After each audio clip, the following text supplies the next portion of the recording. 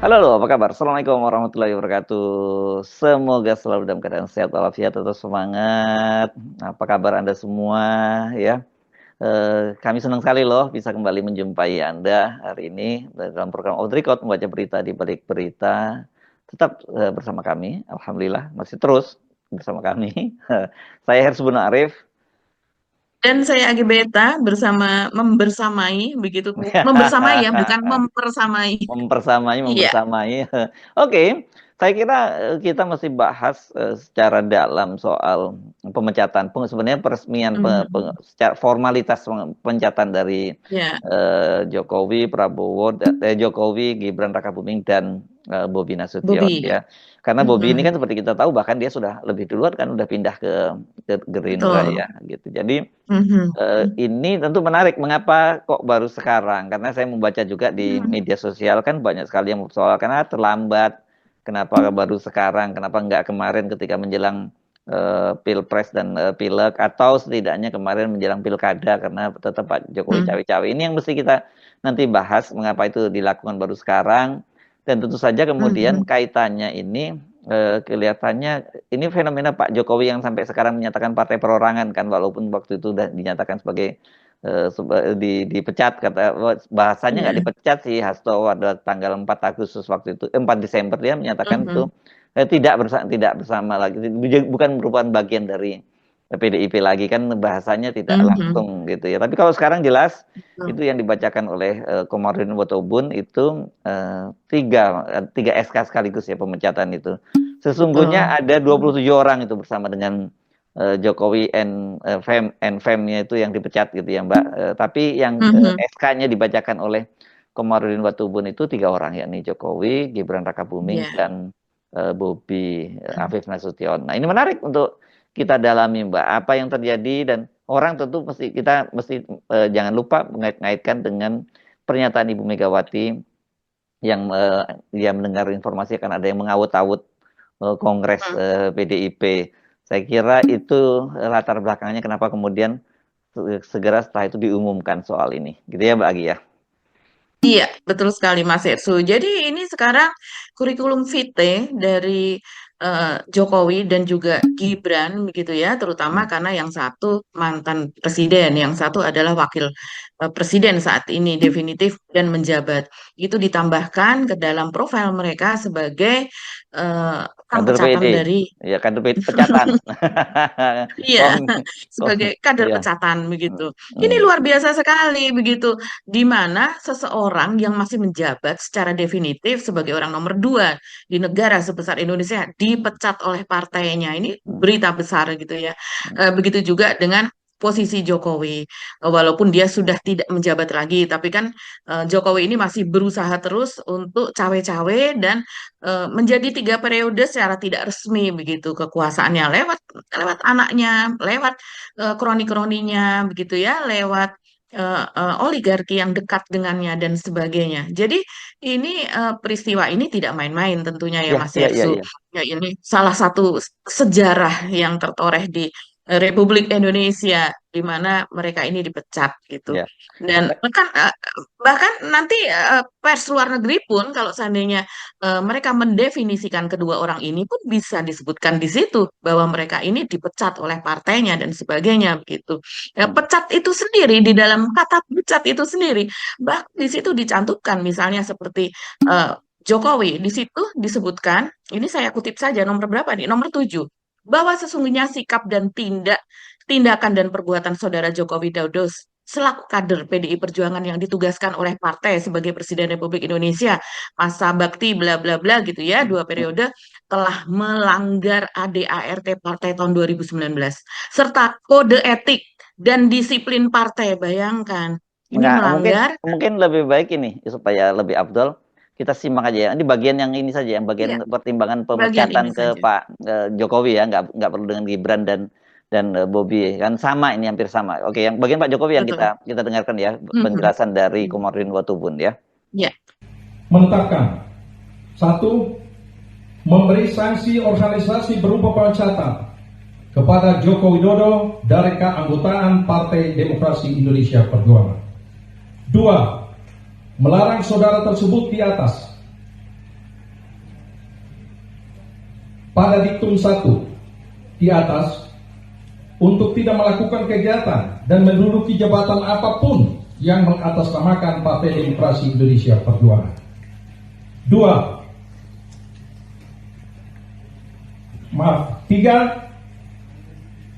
Terhitung setelah dikeluarkannya surat pemecatan ini, maka DPP PDI Perjuangan tidak ada hubungan dan tidak bertanggung jawab atas segala sesuatu yang dilakukan oleh saudara Joko Widodo. Nah, benar tuh yang tadi Mbak Agi katakan dalam poinnya itu. Jadi kira-kira judulnya bisa bahwa mantan presiden dan wakil presiden dipecat oleh partai yang mereka tetap bernaung sebelumnya. Kira-kira begitu mungkin media Betul. Indonesia, Mbak ya. Ya, apalagi bernaungnya kalau Jokowi ini kan sudah 20 tahun di PDIP dan kemudian pelanggarannya adalah melanggar kode etik, disiplin, dan juga yang paling parah adalah melakukan intervensi di lembaga Mahkamah Konstitusi begitu. Ini kan luar biasa pelanggarannya terhadap demokrasi. Jadi urun dari keluarga ini terhadap demokrasi bukannya makin menaikkan tingkat demokrasi di Republik Indonesia, tapi malah menurunkan kadar demokrasi itu sendiri. Jadi luar biasa sekali alasannya kalau kita melihat ya Mas Hersu. Nah, kenapa ini baru dikeluarkan sekarang? Itu kan banyak sekali ya Mas Hersu di medsos begitu. Telat-telat, kenapa baru sekarang? Ya, tapi kalau saya melihat, mungkin paling efektif dan paling aman sekarang, terutama soal keamanan. Karena memang Jokowi ini luar biasa sekali ketika masih menjadi presiden gitu. Bagaimana dia bisa cawe-cawe ke segala lini gitu. Bayangkan sesudah ketika Jokowi masih menjabat dan sesudah Jokowi menjabat pun sampai ada fenomena sebutan parcok atau partai coklat yang dimana ini sebelumnya tidak ada sama sekali begitu. Dimana parcok ini kemudian mengarah kepada polisi yang dianggap sebagai APH institusi yang sangat dekat kepada Pak Jokowi dan diusing untuk kepentingan keluarganya begitu. Dan ini berkali-kali juga dikatakan oleh Ibu Mega begitu dan juga para elit PDIP, mereka kan selalu berteriak-teriak Mas Hersu soal bagaimana Jokowi ini menyalahi undang-undang, bagaimana Jokowi ini melanggar aturan-aturan begitu. Begitu juga dengan anaknya, begitu juga dengan Bobby yang sekarang sekarang sedang menghadapi gugatan juga dari lawan politiknya kemarin yang berkaitan juga dengan parcok ini begitu bagaimana di lapangan para APH ini mereka mendukung begitu ya mendukung orang-orang yang memang kita kenal sebagai eh, kroni Solo atau geng Solo atau orang-orangnya Jokowi termasuk yang di Jawa Tengah. Nah, ini saya rasa memang penderitaan PDIP ini yang diakibatkan oleh Jokowi ini sudah sangat-sangat parah begitu ya Mas Hersu. Tapi mereka berusaha betul untuk bersabar sampai akhirnya sampailah hari ini gitu di mana Jokowi sudah tidak berkuasa, kemudian mereka mencapai kemenangan di Jakarta yang ini kemenangannya itu juga kemenangan yang luar biasa begitu yang tadinya tidak dijagokan kemudian bisa terbalik seperti itu di mana kemudian menumbuhkan kepercayaan kepada PDIP bahwa mereka masih dicintai oleh rakyat walaupun di situ ada peran katakanlah peran dari Anies apa dan sebagainya. Tapi artinya orang masih mempercayai orang yang memakai jaket PDIP, walaupun ya kita tahu seperti Pramono dan Rano kan tidak pernah memakai jaket PDIP ketika di mereka Jakarta mereka terjun, begitu menghindari kan? ya. Mereka menghindar, mereka pakai warna orange yang mungkin bisa diartikan sebagai warna oranye ini Warna Jackmania begitu Jakarta, kan? ya warna Jakarta kan Iya, simbol Jakarta warna itu oranye. Jakarta, oranye itu begitu. Ya, tapi ini kepercayaan diri PDIP ini sekarang ini luar biasa. Walaupun mereka kalah di tingkat provinsi, gubernur dan sebagainya, tapi memang untuk tingkat bupati dan wali kota mereka sebetulnya itu masih masih cukup banyak begitu ya kader-kader PDIP ini yang berkuasa. Jadi saya rasa itulah mereka menunggu bagaimana sih sebetulnya situasi kami saat ini, organisasi ini begitu di mata masyarakat, masyarakat masih mendukung atau tidak elektabilitas sebenarnya bukan elektabilitas tapi semacam popularitas begitu dari Jokowi ini terus menurun atau tidak. Nah, sekarang saatnya lah mereka kemudian melawan. Jadi kalau saya kira kalau di skors ini kalau dalam pertandingan sepak bola disebut sebagai comeback gitu ya. Kalah di awal tapi di terakhir kemudian dia menang ini PDIP kan dia dikalahkan sesuai dengan janjinya Pak Jokowi ya kan, yang ada 3 poin yang disebutkan oleh Andi Wijayanto pada waktu itu kan ya, 3 poin. betul. Pertama, suara PDIP akan digembosi. Kedua, Mhm. Prabowo dan Gibran menjadi presiden. Yang ketiga Ya. soal PSI yang masuk di parlemen. Ternyata kan waktu itu 2-1 lah skornya ya, karena Pak Mhm. Mhm. Jokowi membuktikan itu betul bahwa mereka ini bisa menggembosi suara PDIP di parlemen dari semula itu 128 jadi tinggal 110. Jadi ada 18 kursi yang digerogoti. Betul-betul luar Iya. biasa. Kemudian Prabowo Mhm. dan Gibran ini menang Pilpres, dan bukan hanya menang Pilpres tapi di kandang banteng pun juga menang Iya, betul. di Jawa Tengah kan begitu. Nah, Mhm. pilkada Mhm. kemarin lihat sebenarnya Pak Jokowi hampir berhasil menghabisi PDIP karena Mhm. kalau saja Mhm. tidak dibatalkan oleh Mahkamah Konstitusi lewat putusan nomor 70 Mhm. ya, yang menurunkan ambang batas Betul. pencalonan itu. Kalau nggak ada itu banyak sekali PDIP itu Mhm. nggak terlibat dalam pilkada. Salah satunya jelas Jakarta Iya, ya. Tapi kemudian ternyata betul. itu dia berhasil membalikan situasi, dan di Jakarta itu berhasil membalikan situasi. Tapi saya kira gini, PDIP juga mesti bisa menahan diri ya.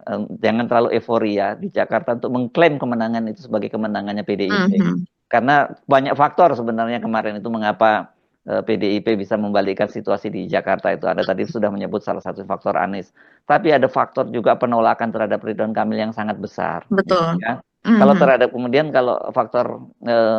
faktor lain itu juga kemarahan publik juga terhadap PKS. Ya, ada 2 faktor Mhm. kalau pada PKS itu. Satu karena PKS meninggalkan Anies, yang kedua karena Mhm. PKS yang tadinya dipilih karena sebagai partai yang konsisten oposisi, kemudian menjadi bagian dari pendukung dinasti Jokowi. Kan itu yang Mhm. jadi banyak faktor. Kemudian Betul. ini dan blunder-blunder, kalau blunder lain itu udah apa kelihatannya tanda-tanda alam mereka memang mau kalah kan gitu. Jadi Mhm. jadi banyak faktor yang menjelaskan ini nggak bisa kalau di Jakarta itu diklaim sepenuhnya oleh PDIP bahwa PDIP itu punya keberanian, punya keyakinan mencalonkan pasangan Pramono dan Rano. Yes, itu satu hal yang bisa patut kita acungi jempol. Tapi kan sejak awal kita tahu orang seperti Pramono sendiri menyatakan bahwa ini seperti David dan Goliat gitu. Jadi dia nothing to lose lah pada waktu itu kan. Betul. Pokoknya maju dulu aja, yang penting nanti seperti apa. Ternyata ya memang takdirnya menjadikan Pramono seperti itu. Jadi dan juga Mhm. dia menjadi gubernur Jakarta. Padahal kan sebagai sebuah figur, sebagai seorang figur, dia ini bukan figur yang Mhm. pantas Mhm. diajukan ke depan ya, Populer. karena memang Mhm. dia Iya. bukan figur yang populer gitu. Kalau soal jam terbang di Mhm. birokrasi pemerintahan, dia kira dia cukup matang karena dia lama jadi Mhm. di organisasi juga lama. Dia pernah jadi sekjen di Mhm. PDIP dan kemudian jadi menteri sekretaris kabinet sampai 2 periode. Itu kan jam terbangnya cukup tinggi. Mhm. Tapi kan kalau ngomongin Betul. pilkada itu kan sebenarnya soal elektoral ya. Jadi Mhm. soal Mhm. popularitas dan soal elektabilitas itu penting. Kita masih ingat kan sebenarnya malah waktu itu kalau nggak salah rata dia 1,5 begitu saja ya elektabilitasnya ya, walaupun saya membaca Pramono bahkan nyebut dia 0,4 tadinya disebutnya begitu, dia mengenang ketika masih 0,4% elektabilitasnya. Jadi ya ini memang bagaimanapun juga kemenangan di Jakarta itu memberi confidence pada mereka. Iya, jelas-jelas ini memberi confidence dan kemudian juga bagaimana penerimaan Prabowo atas kemenangan Pramono dan Rano begitu ya, yang di mana kita ketahui eh, bahwa Jokowi ini kan tetap menginginkan agar 2 putaran di Jakarta, walaupun setelah diumumkan oleh KPU bahwa untuk real count di Jakarta sampai dengan ke tingkat dari kecamatan, terus kemudian kota, provinsi itu jelas untuk real count versi KPU itu dimenangkan oleh eh, Pramono dan Rano, tapi tetap mereka berusaha, terutama dari Jokowi, begitu ya. Kita tahu Jokowi ini kan berkampanye untuk Ridwan Kamil secara jelas, begitu, tetap menginginkan 2 putaran. Tapi eh, banyak sekali cerita yang kita dapatkan, begitu Mas Hersu. Banyak juga investigasi dari para teman-teman media, begitu, termasuk kita juga teman-teman bercerita, begitu. Orang-orang yang ada di dalam tim Ridho itu sendiri juga bercerita begitu bagaimana sebetulnya kalau antara hubungan Pramono dengan Prabowo ini kan hubungannya sangat baik Hmm. dan bahkan mereka ketika masih sama-sama di kabinet menjadi menterinya Jokowi kemarin, ini termasuk dua menteri yang komunikasinya itu mungkin karena faktor eh, Pramono begitu kan, Ya, yang ya. orangnya orangnya tidak segan menelpon lebih dulu, orangnya yang ketawa sangat lepas seperti Cak Imin, yang model-model Jawa Timuran lah begitu ya. Nah ini mempengaruhi hal tersebut. Jadi banyak sekali yang bersaksi bahwa tidak ada ganjelan antara Pramono dengan Prabowo. Dan Ya. ketika Jokowi masih menginginkan dua putaran, tapi orang-orang Gerindra dan juga mungkin saya rasa eh, Prabowo ini mendapatkan apa namanya bukti-bukti begitu dan juga memang melihat sudah tidak ada kemungkinan lagi lah walaupun digugat ke MK mau kemana ini kemenangannya sangat-sangat telak dan ada kemudian kita mendapatkan juga cerita bahwa sudah bertelepon gitu antara Pramono dengan Prabowo dan mengucapkan selamat juga atas kemenangannya. Prabowo mengucapkan selamat dan kemudian juga Pram ini dan orang dari PDIP yang kita ketahui selama ini kan memang selalu ada orang yang menjadi penghubung antara Megawati dengan Prabowo dan baik Pramono maupun pihak yang menjadi penghubung dari Megawati pun mengatakan bahwa semua kebijakan dari Prabowo itu akan diteruskan di Akan pemerintahan diamankan. nanti di Jakarta Ya. begitu akan jadi aman dan itu membuat Prabowo senang katanya begitu membuat Prabowo terus kemudian happy begitu ini bisa kita lihat juga ketika uh, ulang tahun Golkar dia menghadiri ulang tahun Golkar di mana dia di situ merosting Bahlil begitu Mas Hersu tapi di sela-sela itu kan dia juga mengatakan bahwa saya menghargai PDIP walaupun saya punya gagasan Persatuan Nasional mau ikut Bung Karno katanya tadinya mau ikut Bung Karno dan itu diucapkan di hadapan Puan yang ketika itu hadir di mana juga ada di situ Gibran wakil presiden dan Prabowo mengatakan, tapi saya menghargai bahwa untuk demokrasi mungkin perlu ada yang di luar koalisi sebagai check and balances. Bukan Padahal mungkin sebelumnya kita ya, tahu, bukan mungkin, harus iya itu. betul, Ya, ya, itu ya. harus. Kan sebelumnya ini ngotot betul Prabowo Ya. bahwa semuanya masuk ke dalam pemerintah dengan segala cara ingin menemui Ibu Mega apa dan sebagainya. Dan di situ dia juga mengatakan saya merasa nyaman ada Mbak Puan di sini malam hari ini. Dan kalau dari sebelum-sebelum itu ya Prabowo di mana ketika itu bertemu dengan Puan ada di gedung DPR dan sebagainya. Bagaimana dia ingin menunggui Puan sampai mobil Puan itu datang dan kemudian kata Puan, ya mobil saya ada di dekat sini, sopir saya di sini. Enggak, kita harus tunggu ibu Puan. Dia menyebutnya sebagai ibu Puan. Saya tunggu ibu. Ya, mobil saya ada di sini, Pak. Ini sedang menuju ke sini. Jadi memang penghormatan dan kedekatan dengan Puan itu dijaga betul oleh Prabowo. Dan saya rasa ini kejadian ini tidak mungkin tidak atas pengetahuan dari Prabowo. Dan ini ada restu Prabowo, begitu ya Mas Esu. Karena ini peristiwa besar Bukan yang restu lah bisa mungkin ya, membuat mungkin green light lah gitu ya. iya, Ya. betul. Hmm. Bisa bisa kita dikatakan bahwa oh oke silahkan begitulah semacam silahkan mengambil keputusan sendiri sebagai partai besar gitu. Artinya tidak ada penolakan begitulah dari pemerintah. Karena Prabowo ini kan menjaga betul kondisi politik di tanah air. Dia tidak ingin gonjang-ganjing, dia tidak ingin ada pembelahan gitu ya di antara partai-partai politik, di antara tokoh-tokoh politik dan sebagainya. Jadi ya kita bisa melihat sih kalau secara keseluruhan sih menurut saya Mas Hersu ini Jokowi makin tercornering gitu ya, terpojok lah dengan situasi ini gitu karena antara pemerintahan Prabowo dengan PDIP walaupun PDIP posisinya sebagai oposisi, tapi ini jelas hubungannya sangat-sangat baik. Dan sekarang apa yang terjadi pada Jokowi ini apa namanya? Sesuatu yang pemerintah dia membiarkan yang begitu saja begitu. Ya, sebenarnya gampang kok Mbak Agi untuk melihat nanti apakah kemudian Jokowi ini melakukan serangan balik itu indikatornya gampang. Indikatornya soal Hasto yang bolak-balik kan sebenarnya dia udah diincar oleh KPK untuk ditangkap gitu ya, dan Ibu Megawati sendiri sampai menyatakan bahwa kalau sampai kemudian ditangkap oleh KPK dia akan mendatangi KPK kan begitu. Dan ini kan ada pergantian pimpinan KPK kan ya. Harusnya tanggal 20 nanti ya akan terjadi serah terima. Sudah dilantik ya? Kan masa jabatannya habis tanggal 20 kalau tidak salah yang pimpinan yang lama itu.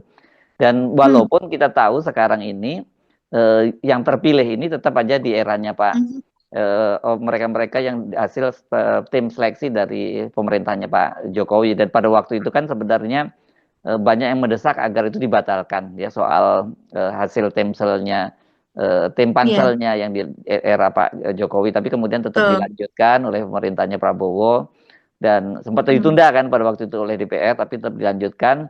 Eh, tapi saya kira bagaimanapun juga mereka pasti kiblatnya bukan lagi ke Pak Jokowi, tapi pada Pak Prabowo. Betul. Nah, mari kita lihat Mhm. kalau kemudian begitu ini peristiwa ini hari ini kita ngitung berapa mungkin 1 pekan ke depan setidaknya kemudian Mhm. Hasto dicokok oleh KPK, ya berarti Pak Jokowi itu masih cukup punya kekuatan Mhm. di tangannya, masih bisa menjangkau kemana-mana begitu Mbak Agi, karena Betul. Mhm. ini betul-betul pasti dihitung betul oleh Ibu Megawati soal pengumuman pemecatan sekarang ini. Yang tadi saya Mhm. sebutkan, satu tentu Ibu Megawati sudah berhitung seberapa jauh ini Betul. kekuatan Pak Jokowi masih bisa menjangkau di Mhm. kekuasaan. Dan kita melihat Mhm. tanda-tandanya kan sudah memang mulai melemah ya, kelihatannya dari pernyataan Iya. aduan kepada Tempo, kemudian terjadi rotasi dan mutasi di TNI Mhm. sampai 300 orang yang itu, dan beberapa di antaranya itu adalah orang-orang kepercayaannya Pak Jokowi, dan kita tunggu nih tanggal sekitar 3-4 bulan ke depan akan banyak yang pensiun itu, Betul. beberapa jenderal senior. Nah, kalau kemudian orang-orangnya Pak Prabowo yang naik, orangnya atau bukan orang Prabowo deh, orang-orang yang track recordnya jelas, yang merit system gitu masuk, Mhm. dan orang-orangnya Pak Jokowi digeser, karena kan masih banyak ini orang-orangnya Pak Jokowi di militer juga yang masih bertahan, Iya. yang masih dipertahankan. Mungkin saya menduga juga ini menunggu formasi yang memungkinkan diganti. Nah, kalau itu clear bahwa berarti Pak Pak Jokowi makin lemah, meskipun kemarin itu kalau soal oligarki kan secara mengejutkan tiba-tiba Taipan Motariadi bersama anak dan cucunya James dan John Riyadi nih ya, James Riyadi dan John Riyadi tiba-tiba datang ke Solo, ini kan hari Jumat yang lalu. Itu kan juga mesti sinyal yang kita baca, ada apa ini? Mhm. Karena nggak biasa apa para Taipan tuh mainnya langsung di depan gitu, di depan layar gitu. Iya. Biasanya kan mereka mainnya Mhm. sembunyi di belakang layar, tapi dengan show of force itu Mhm. tentu itu fenomena yang mesti kita kita perhatikan juga gitu, Mhm. Mbak Agi. Nah, jadi kalau itu yang terjadi ya berarti Pak, kalau misalnya Hasto ternyata nggak jadi dicokok oleh KPK misalnya, ya ini akan aman-aman, berarti Ibu Megawati sudah menghitung sangat cermat soal itu. Dan Betul. kedua, hitungannya Ibu Megawati saya kira ini semacam intercept yang dilakukan oleh Ibu Megawati terhadap rencananya yang kita duga orang yang mau awut-awut seperti disebut oleh Ibu Megawati, mengawut-awut Kongres, itu siapa lagi kalau bukan Pak Jokowi. Ini kan kemudian kan kita mengacu pada culture yang terjadi selama eranya Pak Jokowi, itu kan banyak sekali partai politik yang diawut-awut oleh Pak Jokowi, ya P3, Golkar, Demokrat, apalagi yang Iya. disebut ya. Terus Mhm. kalau di ormas misalnya Pramuka segala macam kan semua diawut-awut kan oleh, Iya. jadi Betul. Ibu Megawati pasti mengantisipasi itu, karena Mhm. dengan dipecat ini kan berarti dia tidak punya legal standing misalnya untuk melakukan Mhm. seperti orang-orang yang dipecat di Demokrat kemudian menarik Pak Muldoko untuk melakukan kudeta Mhm. terhadap AHY pada waktu itu. Kita bisa kait-kaitkan dengan hal itu, Mbak Aki. Iya, betul sekali Mas Hersu. Jadi pimpinan KPK dan Dewas KPK ini kemarin sudah dilantik ya, Hmm. tapi memang sudah dilantik oleh Presiden Hmm. Prabowo begitu. Tapi memang surat keputusan pemberhentian dengan hormat begitu ya. Kalau ini pemberhentian dengan hormat ya, kan ini sesuai dengan mekanisme dan Hmm. Hmm. durasi jabatan begitu. Hmm.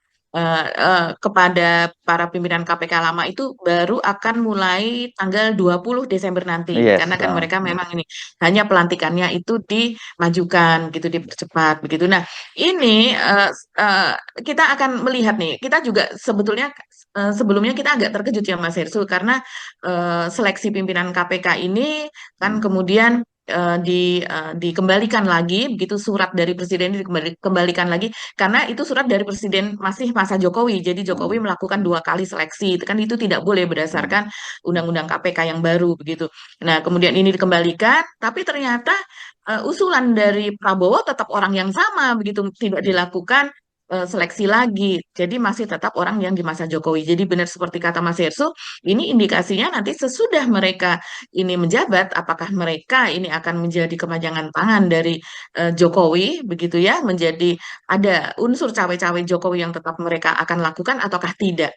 Nah, ini salah satunya adalah dengan apakah Hasto ini akan terus dikejar begitu ya Mas Hersu. Sebetulnya kalau dikejar sih ya wajar saja ya Wajar-wajar begitu aja, karena ini kan ya, memang ya. Hmm. persoalan yang belum selesai, Hmm. tapi itu selalu muncul ketika ada gerakan dari Hasto. Iya, iya, iya. Jadi kan Dia kayak untuk menyandra Hasto jadinya kasus itu kan gitu ya. betul, betul. Setiap kali Hasto ini speak up gitu ya, yang kritis langsung besoknya itu ada panggilan begitu, langsung ada pernyataan kan seperti itu. Jadi ini memang kayak Hasto ini seperti digondelin atau seperti selalu gitu ya diikuti dengan kasus Kayak tersebut yoyo, ya gitu. kayak yoyo nih Ya, atau ibu kan tuh kayak pucu-pucu kata Ibu Megawati dulu kan. ya Ya, luar biasa. Walaupun kalau kita melihat ya, ini bukan dalam arti kita mengecilkan peristiwanya. Ini tetap kesalahan adalah tetap kesalahan. Tapi nilai dari korupsi itu sendiri atau apa nilai materinya ini kan sekitar kalau tidak salah 600 juta ya untuk hmm, peristiwa Harun hmm, Masiku ini hmm, Mas Hirsu, uang yang ditebar itu. Nah, tapi kalau yang lainnya ini kan sampai triliunan, bahkan kita sampai ini kapan nih KPK memproses? Ini ada peristiwa yang ini, ada korupsi ini, ada dugaan TPPU sampai dengan triliunan, puluhan triliun sampai ratusan triliun. Ini kapan nih KPK ya, memprosesnya gitu? Kenapa yang kecil seperti ini masih dikejar sih boleh gitu ya? Tapi kalau seandainya dikejarnya dengan cara seperti itu, ya artinya KPK sudah menjadi alat politiking kan dalam hal ini begitu. ya. Tapi saya sih menduga bahwa kalau lihat tabiatnya Pak Jokowi, rasanya dia tidak akan mau menyerah begitu saja ya. Ini kan diintersep oleh Ibu Megawati untuk supaya dia tidak bisa cawe-cawe dalam atau mengawut-awut Mhm. kongresnya PDIP itu. Tapi seperti Ya. apa? Yang sejauh ini kan belum ada pernyataan resmi dari Pak Jokowi. Hanya saya membaca pernyataan dari Sekjen PSI ini yang mengusung Mhm, partai mhm, Jokowi semua, yang menterinya Pak Prabowo yang menyatakan, dia cuma menyatakan mhm. bahwa mari kita lihat siapa yang betul-betul partai rakyat dan partai yang perorangan. Maksudnya apa ya? Ini kan cuma mengulang pernyataan Pak Jokowi ketika ditanya oleh wartawan bagaimana setelah dia waktu itu kan tanggal 4 Agustus ya sebenarnya 4 Desember ya sebenarnya Hasto sudah Mhm. menyatakan bahwa tidak ada kaitannya dengan PDIP lagi itu di sekolah partai pada waktu itu kan. Kemudian Pak Jokowi ketika ditanya wartawan dia menjawab bahwa partainya partai perorangan pada waktu itu seperti itu. Kita nggak paham maksudnya apakah Maksudnya apa? Pak Jokowi waktu itu Mhm. dia sekarang partainya perorangan atau maksudnya keputusan PDIP itu partai perorangan. Nah sekarang itu diulang oleh Raja Juli bahwa ini mari kita lihat apakah mana betul-betul partai rakyat dan partai perorangan. Kalau PSI ya jelas bukan partai rakyat karena dia kan jelas mengusung Jokowisme, itu artinya ini kan partai partai anak Betul. muda yang tadinya diharapkan itu memberi warna baru pada politik Indonesia, lebih menyegarkan dibandingkan para Mhm. politisi partai-partai politik yang didominasi oleh orang tua. Ternyata anak-anak muda ini juga malah lebih parah dibandingkan dengan orang tua itu karena mereka tidak punya kemandirian, mereka sangat bergantung pada Pak Jokowi. Dan kita lihat salah satu cerminnya adalah bagaimana pemilihan ketua umumnya, ada orang ketua umum yang baru 2 hari jadi mendapat KTA langsung terpilih jadi ketua umum hanya karena anaknya Jokowi. Ini kan nggak banget partai seperti ini kan gitu ya. Ya, ya. Kalau PS ini sudah jelas lah isi omongannya itu nggak mutu begitu ya Mas Hersho. Saya nggak Orang tega nggak mutu ngomongin begitu. begitu. Hmm, Oke. iya, ini mereka mengatakan sebagai partai anak muda dan sebagainya. Sekarang katakanlah ada bencana-bencana lingkungan begitu ya, pada kerusakan-kerusakan alam lingkungan dan sebagainya itu mereka ada suaranya. Mereka tidak ada Iya. suaranya sama sekali. Mereka Pada malah sekarang mendukung sawit dulu, iya kan? iya mereka malah Nah, ya, taruhlah ini persoalan PIK begitu ya Mas Hersho. Ya mm. jelaslah ini Nggak ada suara sama sekali ya kebijakan PSI ya. dari tidak ada suara sama sekali begitu. Taruhlah mereka di sana membantu warga yang tersingkirkan yang saat ini masih menangis begitu mencari keadilan. Ya nggak ada sama sekali. Mereka kan memiliki tim hukum yang apa memberikan pembelaan pada kasus apa pada kasus apa seperti. Tapi Tuh. untuk hal seperti itu tidak ada Mas Hersho Malah kan karena kadernya memang yang jadi pengacaranya Aguan kan kadernya, Muanas Alaidi itu mhm. kan kadernya PSI Iya, kan. betul. Malah itu kader Muanas itu adalah kadernya PSI begitu. Dan memang kita kalau melihat track recordnya dari sejak dulu ya memang ya PSI-nya sendiri bukan juga dekat dengan oligarki. Bahkan banyak sekali pengamat begitu yang mengatakan gitu, dan memang juga ada di apa namanya, dulu pada saat pendirian mereka Mas Hersu, nama-nama itu kan memang ada di situ, panjangan tangan dari aguan, dari orang-orang yang pro kepada reklamasi apa dan sebagainya lah ada di situ begitu. Jadi ya sudah jelas lah, ini partainya bukan partai anak muda seperti yang didengungkan, tapi ini adalah partai yang tadinya adalah dibuat untuk Pak Jokowi gitu ya. Tadinya dibuat untuk Ahok gitu. Ahok merasa partai ini kekecilan kalau untuk dia. Kemudian belakangan partai ini kan untuk Pak Jokowi, apalagi kemudian anak Pak Jokowi yang menjadi pemimpinnya di situ begitu. Nah, kemudian kalau kita untuk soal PDIP yang ini diacak-acak, saya melihat Mas Heksu eh, bersamaan dengan video yang disebarkan ke media, yaitu video pemecatan Jokowi, Gibran, dan juga Bobi, ini kemudian di akun PDI, di akun-akun PDI Perjuangan gitu ya, salah satunya ini misalnya di akun YouTube-nya mereka mengunggah seperti ini soal acak-acak itu tadi Mas Hersu, bahwa Ketua DPP PDI Perjuangan Deddy Sitorus menegaskan indikasi Kongres PDI Perjuangan 2025 tahun depan ini mau diacak-acak itu sudah terlihat sejak lama begitu.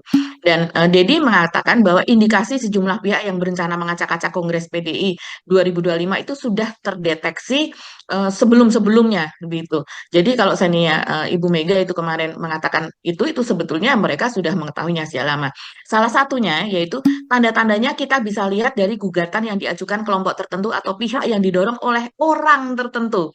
Nih, dia memakai diksi orang, bukan yang didorong oleh organisasi tertentu atau didorong oleh partai tertentu, tidak menggunakan diksi partai atau organisasi atau pihak, tapi jelas di sini disebutkan tanda-tandanya kita bisa lihat dari gugatan yang diajukan kelompok tertentu atau pihak yang didorong oleh orang tertentu untuk mempermasalahkan legalitas perpanjangan dan penambahan personil DPP. Jadi ternyata mengacak-acak itu adalah mempersoalkan legalitas perpanjangan dan juga penambahan personil di DPP. Jadi semacam penyusupan ya Mas Erso.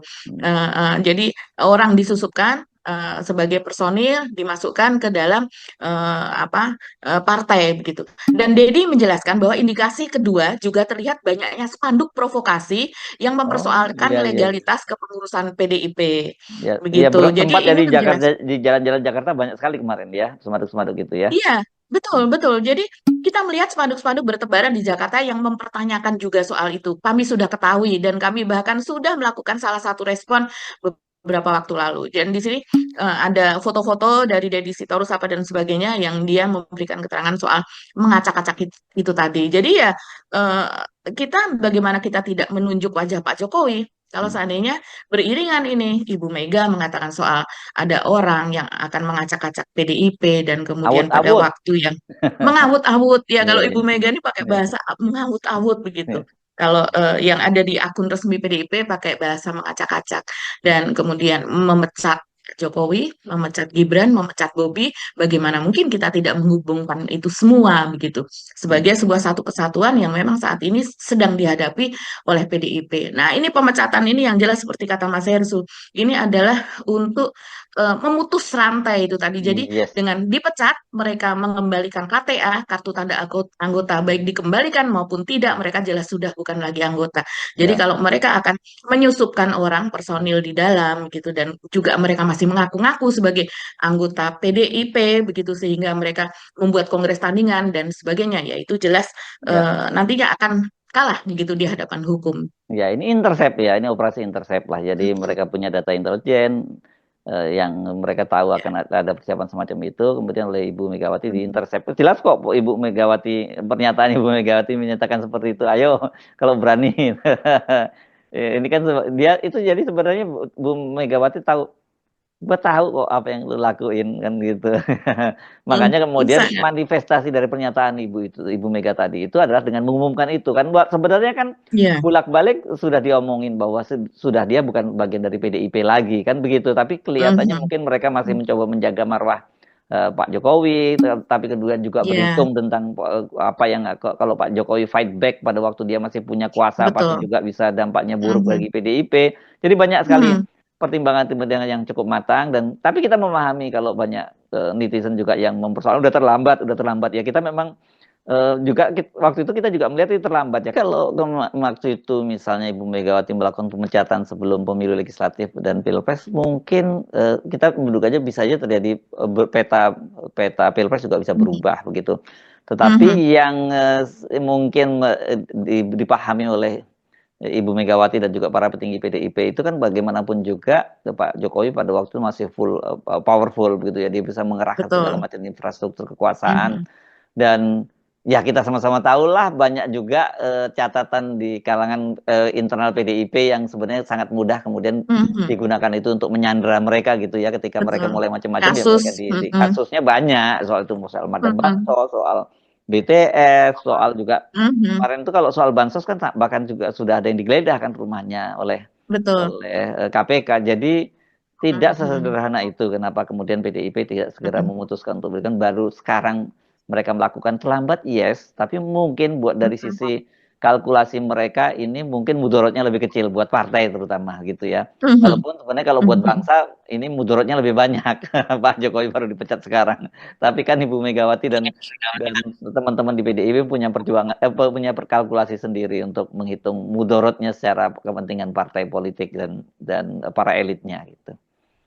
Iya, betul Mas Yesu. Dan juga soal faktor masyarakat Indonesia itu kan selalu eh, apa ikut ikut bersedih, feel sorry gitu sebagai orang yang terzolimi begitu. Kalau seandainya dipecat dari sejak kemarin-kemarin, di mana buzzernya juga masih sangat kuat, narasi-narasi setiap hari Pak Jokowi muncul di mana-mana dan apapun yang dia katakan itu pasti akan menjadi headline di media dan dipercakapkan di mana-mana begitu ya Mas Yesu. Hmm. Jadi pihak pihak Pak Jokowi seandainya dipecat pada saat itu bisa menjadi pihak yang seolah-olah terzolimi, menjadi korban kekuasaan dari partai besar gitu yang dia sudah orang yang sangat sekarang pun juga banyak sekali narasi itu Mas Heru. Pak Jokowi ini sudah membangun membesarkan PDIP yang sudah sangat loyal selama sekian tahun kok bisa dipecat begitu saja, seharusnya justru dia mendapatkan penghargaan apa dan sebagainya. Hmm. Narasi seperti itu masih tetap banyak begitu Ya, menjawab kasus pemecatan ini. Jadi kalau seandainya saat itu pun dilakukan ya mungkin malah lebih-lebih daripada saat ini ketika yes. dia sudah tangannya itu sudah apa namanya sudah makin turun lah pengaruh dari Pak Jokowi. Iya, iya. Tapi bagaimanapun juga ini jadi kalau kayak dalam pewayangan seperti perang saudara lah ini. Perang apakah kemudian ini masuk perang Baratayuda antara Pandawa dan Kurawa, kita nggak tahu apa ya.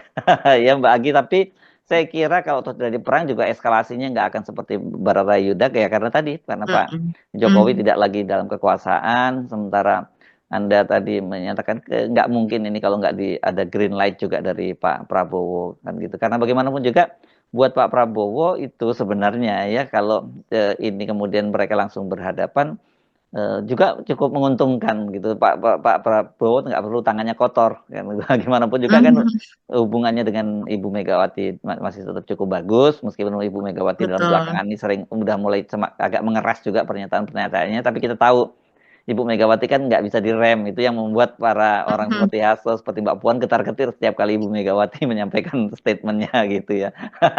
Dan itu kan kita tahu dari mana Ibu Megawati sendiri yang Dia yang bilang, mengatakan ya bahwa ini udah dibuat ini catatan sama Hasto ini mm, supaya nggak mm, ngomong melenceng kemana-mana. Tapi tetap aja Ibu Megawati baca sedikit teks pidato, naskah pidato yang disiapkan oleh mm. Hasto, kemudian bicara sendiri ya. Ini menariknya di situ. Ibu Megawati ya. Jadi menarik Mbak Agi, dan ini mungkin kasusnya bisa sekarang kalau sekarang ini bisa dilokalisir itu lebih pada PDIP dan Pak Jokowi gitu. Tidak kalau seperti kemarin kan bisa Mhm. melibatkan instrumen negara gitu. Iya, betul, betul.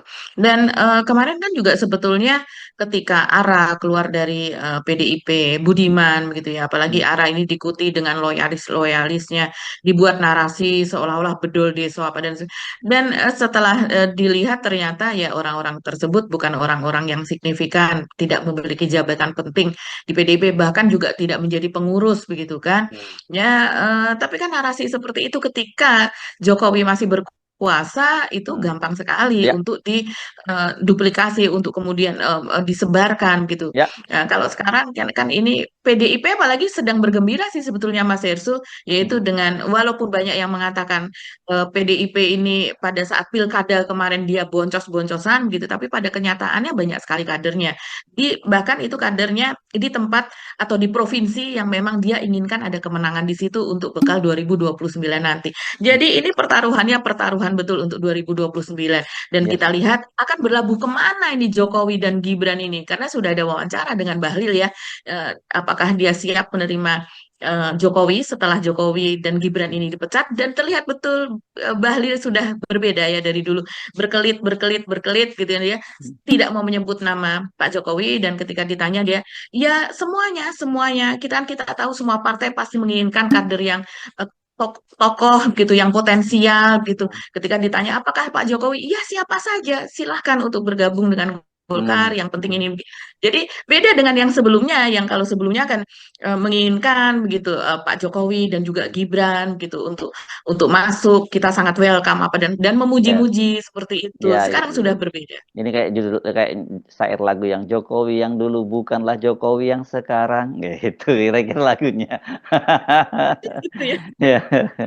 Oke, Iya, Mbak iya. Agi, kita tunggu saja perkembangan berikutnya bagaimana. Tapi Mhm.